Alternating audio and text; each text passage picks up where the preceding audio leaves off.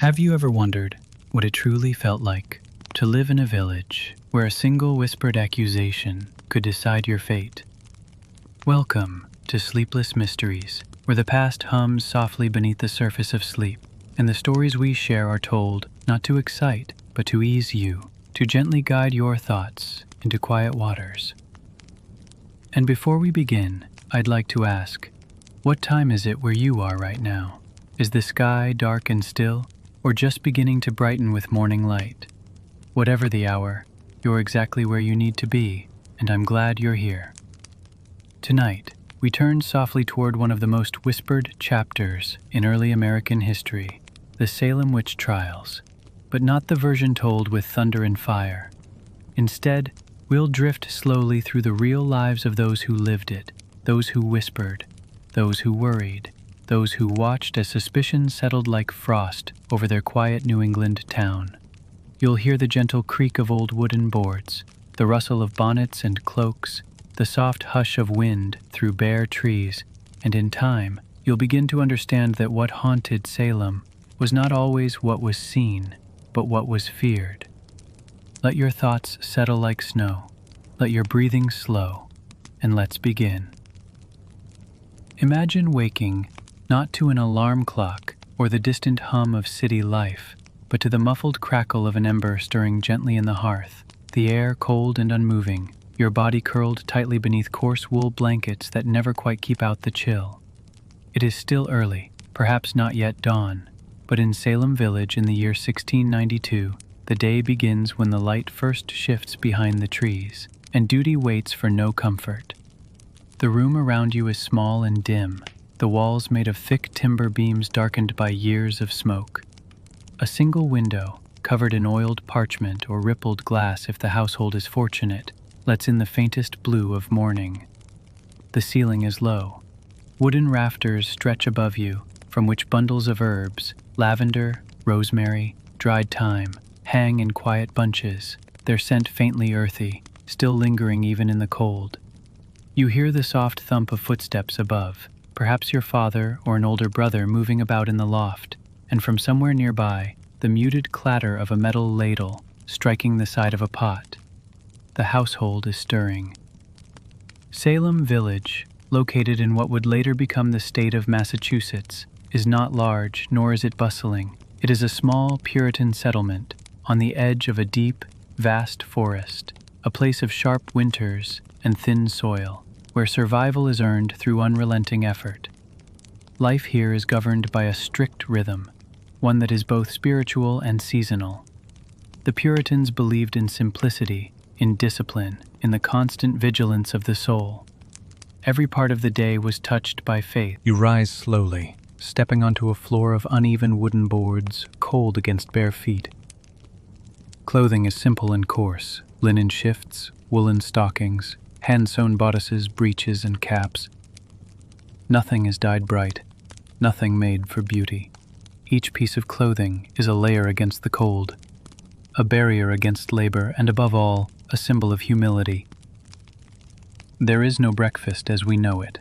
If there is food left from the day before, it may be a crust of coarse bread, or a porridge made from ground corn or oats, stirred slowly over the fire. Meat, if eaten, is dried or salted, often stored in barrels packed with layers of brine or ash. The scent of smoke from the hearth mingles with the faint tang of iron pots and the slightly sour aroma of stored vegetables, turnips, onions, and beans. The water, drawn by hand from a nearby well or stream, must be hauled in wooden buckets and is often cloudy with sediment, but it is clean enough. Outside, the landscape is still and muted. The trees are tall and close, standing like quiet sentinels around the village. Paths are muddy or frozen, depending on the season. The soil is poor, full of rocks and roots, but gardens are planted nonetheless. Chickens cluck softly in their coops. A cow lows from a nearby pen. There is no machinery, no noise beyond the sounds of nature and simple tools. Axes splitting wood, hands churning butter, the creak of a wheelbarrow pulled through earth. Children, even the very young, are expected to help. Boys are taught to tend animals, stack firewood, and accompany their fathers to the fields. Girls sew, bake, fetch herbs, and sweep. Play exists, but only on the fringes of time. Stolen moments with dolls made of corn husks, or rough-and-tumble games near the fence when the adults are not looking. There are no toys, no books apart from the Bible, no distractions that do not serve the family or the faith. Education, where available, is religious. Children learn to read so they can study scripture. Writing is less common. Many adults cannot write at all, but they know their verses by heart. In many homes, the family gathers in the evening for readings and prayer, their voices low and solemn, candlelight flickering across weathered pages. The church is the heart of Salem Village. It is not elaborate, but it is sacred. Constructed of plain wood, with no stained glass or artwork, the meeting house is both a place of worship and a center of civic life. Services are long, often lasting several hours, and the benches are hard and narrow. There are no hymns, no instruments, only the voice of the minister and the attentive silence of the congregation. Attendance is not optional. Absence is noted, and questions will be asked. In a village of only a few hundred people, everyone is known. Names are remembered, behaviors are watched. If someone fails, it may be spoken of in hushed tones. Not with malice necessarily, but with concern, with fear. For in this place and time, it is not unusual to see the hand of the devil in the unexplained. Illness, misfortune, bad dreams, and sudden deaths are often interpreted as spiritual in nature. When a child takes ill, when a healthy animal is found lifeless, when bread fails to rise, people wonder. They search for reasons that go beyond the natural world. The forest, dark and thick, is viewed with suspicion. It is where indigenous tribes once lived, where beasts and wolves still roam, and perhaps where other, less visible forces may linger as well. Evenings come early in winter. The sun dips quickly behind the hills, and long shadows stretch across the fields. Candles are lit, precious things made of tallow or beeswax, used sparingly to save resources. The fire is banked for the night. The family gathers near it, sometimes in silence, sometimes in quiet conversation. Outside, the wind hums gently through bare branches. The night is dark, truly dark. No street lamps, no electricity, only the moon and the stars, and sometimes only the flicker of a dying ember. And in that darkness, the mind begins to wander, to remember strange things, to notice what feels off. A glance that lasted too long, a neighbor who never seems to smile, a story told by a child about an old woman walking through the woods. These details linger, quietly, like whispers, never quite spoken aloud, but never quite forgotten. In Salem, suspicion does not roar, it rustles. It gathers slowly, like mist on a still pond. And in a world where misfortune is never random, where every act has a spiritual weight, it becomes easier, with each passing day, to wonder if someone, somewhere, has made a terrible choice. As you drift toward sleep, imagine this world not as a place of monsters, but of people. People bound by faith, by fear, by hunger, and by the hope that they were right and righteous and protected from evil, as long as they kept their eyes open and their neighbors closer. The fires dim, the night deepens, and somewhere, under the surface, something begins to stir. Now let us travel, softly, steadily, toward the center of the storm. But not a storm of wind or rain, no thunder, no lightning, only a storm of thoughts, of fears, of quiet glances and words spoken too carefully to be forgotten. We return to Salem, not the whole village this time, but a single house, a simple timber-framed parsonage that sits near the edge of town. Modest, uneventful, unremarkable from the outside. But within this quiet home, history shifted, quietly at first, like a floorboard settling beneath a heavy foot. This was the home of the Reverend Samuel Parris, and this is where the haunting began. He was not born into greatness, not born into wealth or notoriety.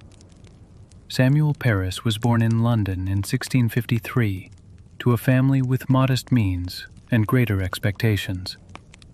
In his early years, he was sent to Harvard College, as so many Puritan ministers were, though he did not complete his degree. The path ahead was not yet clear to him. His mind drifted toward profit, toward land, toward sugar and trade. He traveled to Barbados, where the air was hot and wet, where enslaved laborers toiled in the cane fields beneath a relentless sun. Parris owned land there and slaves. He tasted a different life, a colonial life, driven not by piety but by profit. And yet it did not last. Whether by misfortune or miscalculation, Parris returned north to New England with little to show for it. He settled in Boston for a time, then sought steadier ground, respect, authority, certainty, and so he turned toward the pulpit. By 1688, he was hired to serve as minister in the small, fractious village of Salem, though even this appointment was not without dispute. His salary was a matter of constant negotiation. His style, rigid, demanding, steeped in fire and brimstone, divided the congregation. Some respected him, others resented him. Still, he held the title, he had the cloth, he had the pulpit, and he had a household, a wife, Elizabeth, a daughter, Betty, aged 9, a niece, Abigail Williams, around 11 years old, brought into the home after her parents were killed in skirmishes on the Maine frontier. A tragic past, cloaked in silence. And within the household, 2 enslaved people, Tituba, a woman of either African, Caribbean, or indigenous origin, historians debate even now, and her husband, John Indian. Their home was a place of order, but not warmth, a place of rules, of scripture, of silence. The hearth burned low to preserve firewood. The floorboards groaned softly under simple shoes. There were no soft chairs, no paintings, no books beyond the Bible and perhaps a sermon collection. The air was still and all was watching. The children of the house, Betty and Abigail, lived under quiet pressure. Their days filled with rote tasks, memorized verses, whispered prayers. There were no games, no laughter at the table. There was no room for frivolity, only righteousness and fear of falling short. But even in such homes, curiosity finds cracks. And in those long New England winters, when the wind howls outside and snow stacks up against the door like a second wall, even the most well-behaved children seek escape. In the evenings, it said, the girls would gather near the hearth, where Tituba worked. And whether by invitation or by request, she told them stories of spirits, of signs and omens, of animals that talked, of dreams that meant something more. She may have described charms to protect against harm. She may have spoken of things she had seen in her homeland, or of things imagined under the weight of servitude. We do not know how much was true, how much was playful, and how much was misremembered in the years that followed. But we do know this: soon after, the girls began to change. Betty Parris, just 9 years old, began to scream without reason. She fell to the floor in fits, limbs stiff, eyes rolling back. She claimed she felt bitten, pricked, strangled by unseen forces. Her cousin Abigail began to show the same signs, and then other girls, Ann Putnam, Mercy Lewis, Elizabeth Hubbard. Like dominoes in the snow, they followed. The village, already tense, already steeped in theology and anxiety, took notice. When prayers failed to soothe the girls, a doctor was summoned. After a thorough examination, he declared what many feared. There was no physical ailment. The girls were bewitched. It was the only explanation the mind could accept. The Reverend Paris, horrified and enraged, questioned the girls, perhaps hoping for confession, perhaps for clarity, or perhaps only to save his family's name from disgrace. And they gave him names. Tituba, the enslaved woman, was the first accused. Along with her, they named Sarah Good, a homeless beggar who muttered to herself as she walked, and Sarah Osborne, a woman who had not been to church in over a year. All three were outsiders in one form or another. All three were easy to blame. But then came something stranger still. When brought in for questioning, Tituba did not deny the charges. She confessed. She claimed she had consorted with the devil, that she had flown through the air, that she had been visited by a tall man in dark clothing who promised her gifts, that she had seen a book, and in that book were the names of others who had joined him. This confession, whether coerced, imagined, or strategic, became a match thrown into dry brush. The villagers believed her, and they believed the devil was not only among them, but recruiting. Suddenly, witchcraft was not just possible, it was organized. And the accusations, the community listened, and watched, and whispered.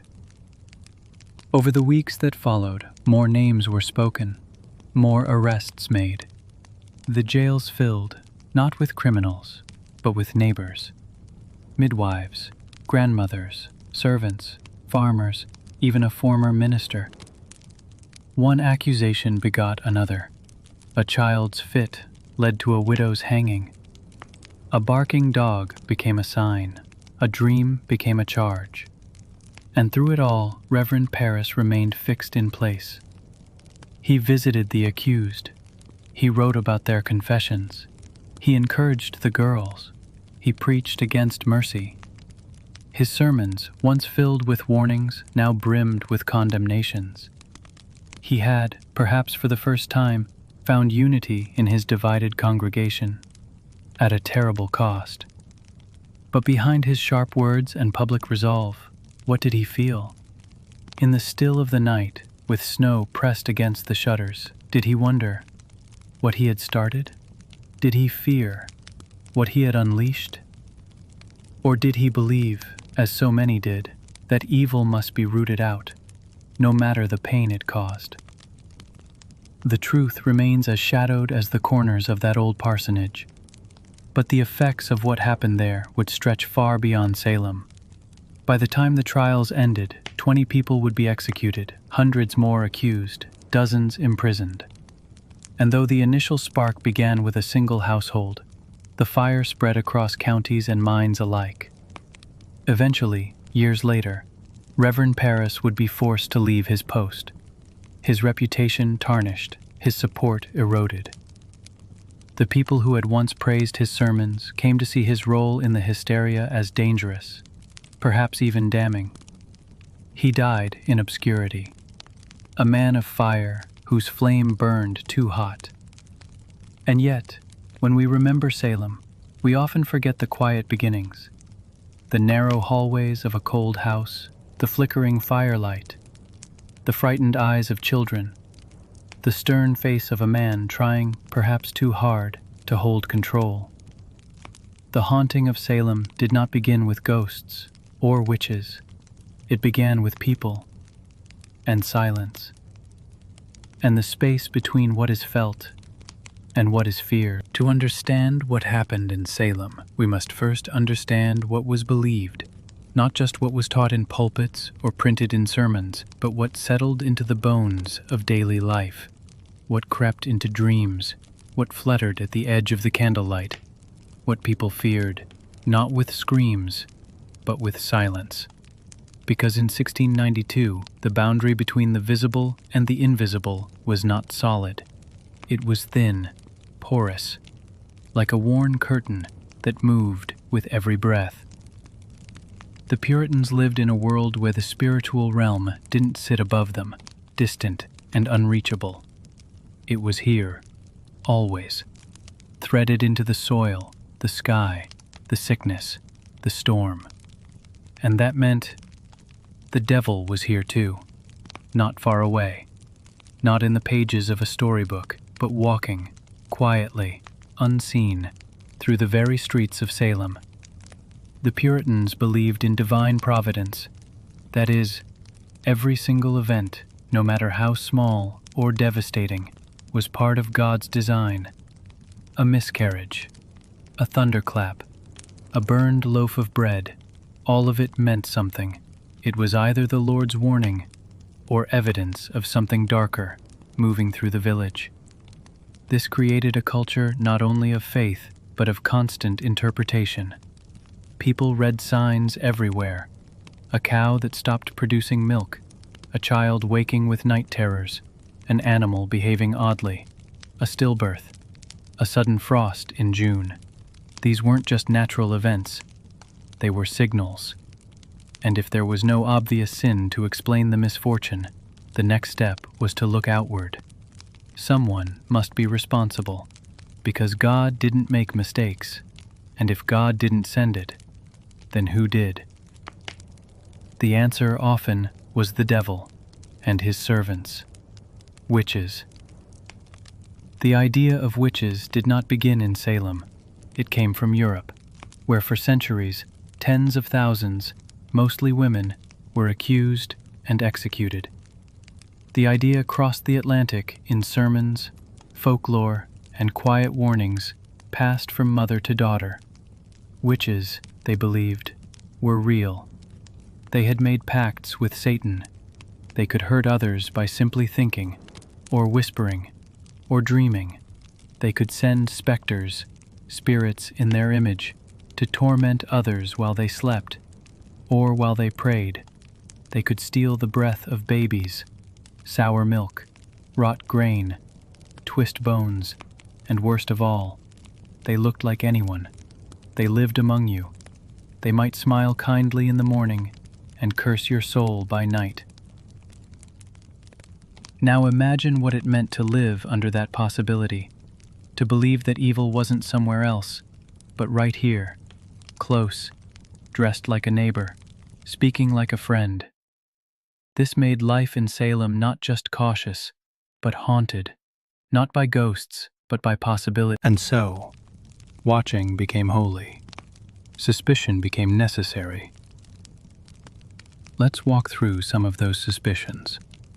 A woman who lived alone and muttered to herself. A girl who knew how to mix herbs and teas.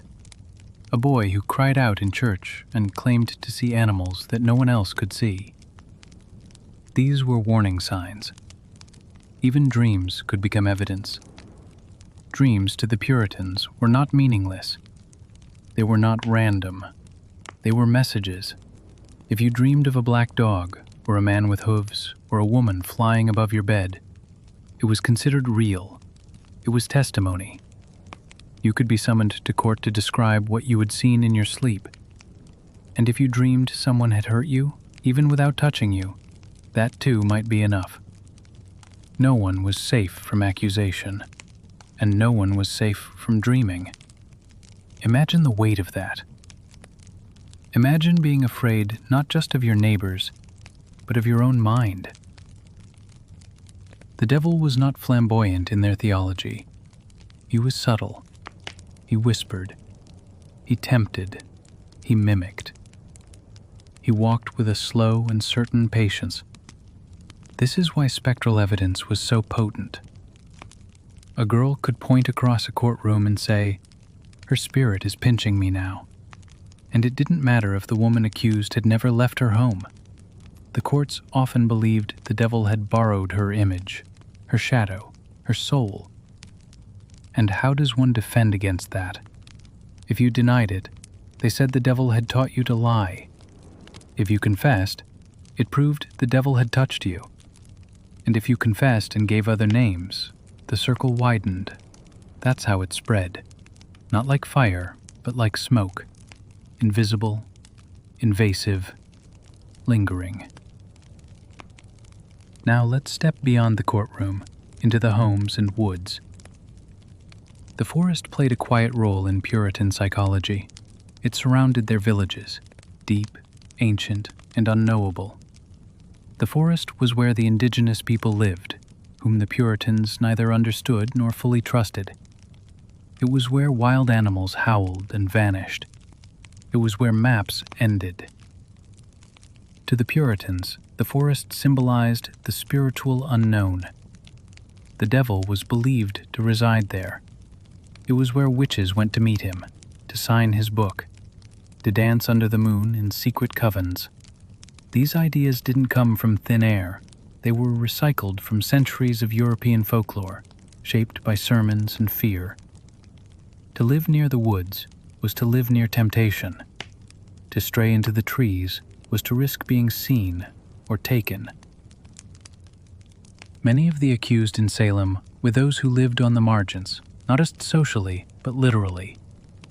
On the edge of town, on land that bordered the forest, on farms that felt just a little too far. And this physical distance mirrored a spiritual one. Let's talk about women again. In Puritan society, of the 20 people executed during the Salem trials, 19 were hanged. 14 of them were women. It was not just about guilt. It was about who fit the image of guilt. Midwives, herbalists, widows. These women held knowledge and independence in a society that distrusted both. And so, when fear took hold, they became the first to fall. Let's pause again, take a breath, and imagine standing in a field outside Salem. The sky is gray with late winter cloud. The wind is low. You see smoke curling from chimneys in the distance, and to your left, the woods begin, dark, dense, still. You hear something, a rustle, a crack, the sound of branches under weight. Is it an animal, a neighbor, or something else? This is what it was like to live with unseen fear, to feel watched by what you could not name. And that fear needed a shape. It found one in witchcraft. It found one in trials. It found one in the quiet agreement that safety required sacrifice. Let us not forget the role of the ministers. Many genuinely believed in what they were doing. They saw themselves as protectors of the flock. And to them, a false negative, failing to uncover a witch, was worse than a false positive. Better to accuse an innocent than to let Satan go unchallenged. They preached sermons about vigilance, about spiritual war, about the need for purity no matter the cost. This purity came at the cost of mercy, and the village listened. Because fear is loud, and fear pretends to be wisdom. And in time, the jail cells filled, the gallows were raised, and silence fell not because peace returned, but because too many voices had been cut away. Let us walk once more into metaphor. Let us return to the forest. This time the trees are taller, the snow is deeper, the path is harder to see, but you walk anyway. Because now you understand that the forest isn't just outside the village. It lives in the mind. It grows in the space between what is true and what is feared, between what we think we know and what we cannot bear to admit. The forest is belief, dark, rooted, dense, and we all carry it, even now, even here.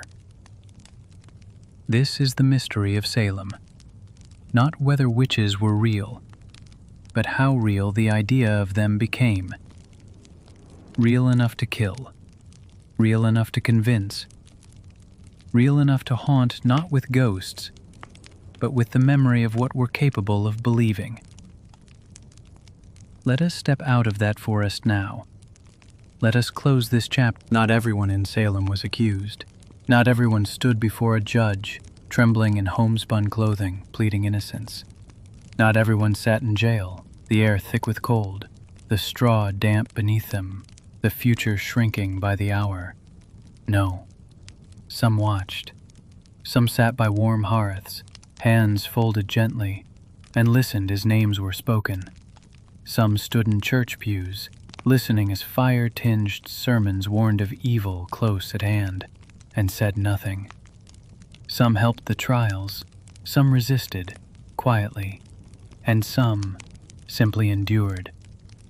There were many Salems in 1692. Let us now step away from the shadowed prison walls, away from the condemned and the accusers, and look instead toward the homes with steadier roofs, the houses that stood a little taller, with windows that faced the village green. Let us walk gently into the lives of those who were not accused, but who lived alongside the fear. Imagine a modest yet orderly home in the center of Salem village. The floors are swept, the fire is lit, and supper is boiling gently in a black pot suspended over the flames. The family who lives here is known, respected. The father holds land. The mother teaches the children their catechism by firelight. Their lives are not easy, but they are protected. Protected by familiarity, by name, by proximity to power. This family is not without fear, but their fear is different. It is quieter, more private. It lingers behind closed shutters and within brief glances across the table. They speak in low voices. They keep their hands busy. They avoid questions. Because in Salem, safety came not from innocence, but from invisibility. And sometimes that meant saying less, asking nothing, letting the wind carry other people's names. Let us linger now with these quieter families. They watched the trials unfold from a distance, not far, but far enough to tell themselves it wasn't about them. They still walked to church each Sabbath, still milked their cows and churned their butter, still patched their fences and kept their children close. They said prayers for the accused. They whispered doubts to their pillows. But when asked to sign a petition condemning a woman, many did. And when asked to bear witness against a neighbor, some did. And when no one asked them to speak at all, most said nothing. This is the burden of the bystander, not guilt in action, but guilt in stillness. What does it mean to live through such a moment and survive it by simply being quiet? In Salem, silence could be armor, but armor weighs heavy when worn too long. Let us explore the quiet daily rhythms of these households. The sun rises early, and with it the tasks begin. Bread must be made, livestock tended, wood chopped and brought in for warmth, children dressed and taught their lessons. Most elite family letters were written, grain was measured, wool was spun. Visitors came and went. Even as accusations rose and the trials continued, these homes kept moving. But just beneath the routine, there was tension. When a knock came at the door, there was a pause. When a rider passed by at dusk, eyes watched through the curtains. When the name of someone familiar was spoken in court, there was a moment of stillness, a brief exchange of glances, before the bread was cut, the tea poured, and life moved on. Some of these households belonged to the accusers, not the young girls who cried out, but their families, fathers and mothers who supported their daughters' testimony, who believed, truly, that they were fighting something dark, who felt a moral duty to assist the trials.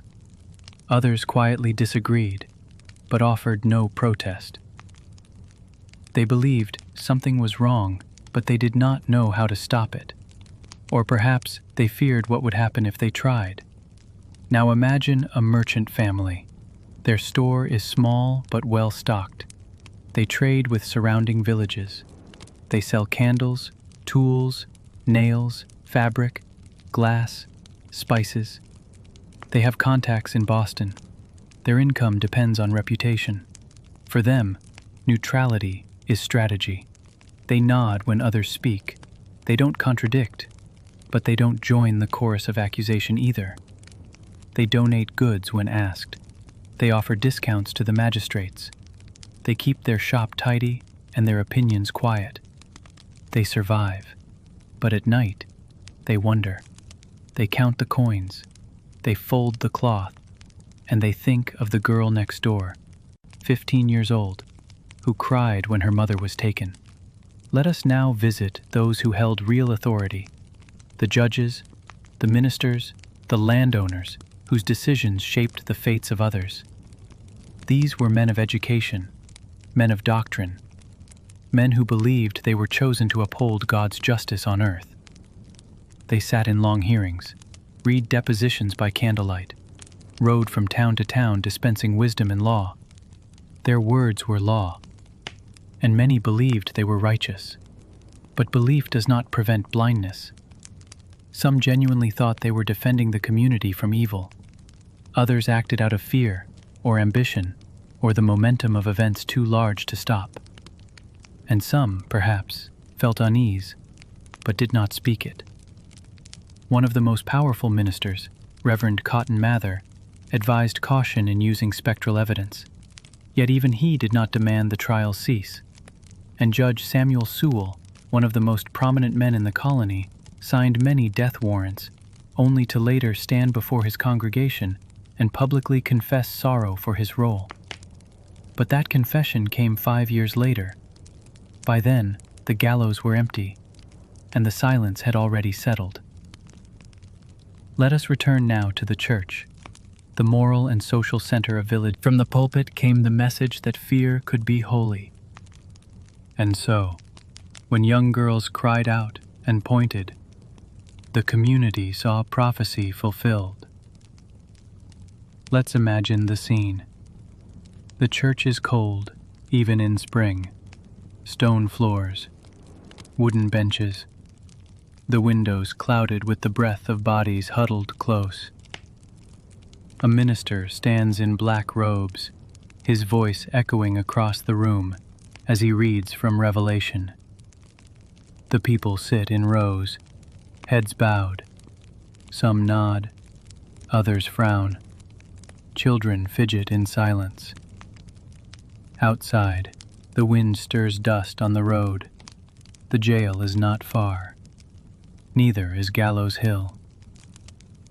The congregation is solemn, but no one speaks against it, because to question is to invite suspicion. Even a whisper of doubt might be heard by the wrong ears. And in Salem, the price of suspicion was not just social, it was life itself. Let us pause again and ask, what was it like to return home after such a sermon? To sit by the fire with your family, knowing your neighbor would be hanged come morning. Did you sleep? Did you pray? Did you watch the flames and tell yourself it was necessary? That it would end soon? That it wasn't your fault? Now let us walk into the homes of survivors, months and years after the final trials. The town is quieter. Many of the judges have moved on. Some have returned to Boston. Others have resigned. The church has fractured. Congregants divided, unable to agree on what happened or why. Families who lost loved ones have moved to other villages, hoping to forget. New people have arrived, and they do not speak of the trials. But the fields are the same. The wind still moves through the trees in the same way. The path to Gallows Hill remains, though no one walks it anymore. In some homes, the silence is heavier now. Children ask questions. Parents offer half-truths. Some remember the screams. Others remember the silence. And a few remember what it felt like to do nothing, to watch, to agree, or stay quiet, or look away. That, too, is a kind of haunting, not of ghosts, but of memory. Let us walk one final time into a quiet home, just before nightfall. The table is set. The chairs are full. A candle flickers on the mantel. Outside, snow begins to fall. Someone clears their throat. Someone asks, "What happened to Goody Nurse?" And the room falls still, because everyone remembers. And so, we come to the end of our long walk through Salem.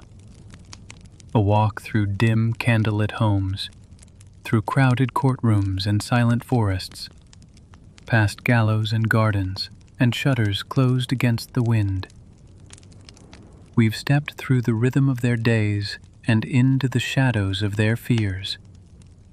We've listened to the language of old beliefs, of accusations and prayers, of glances exchanged in silence.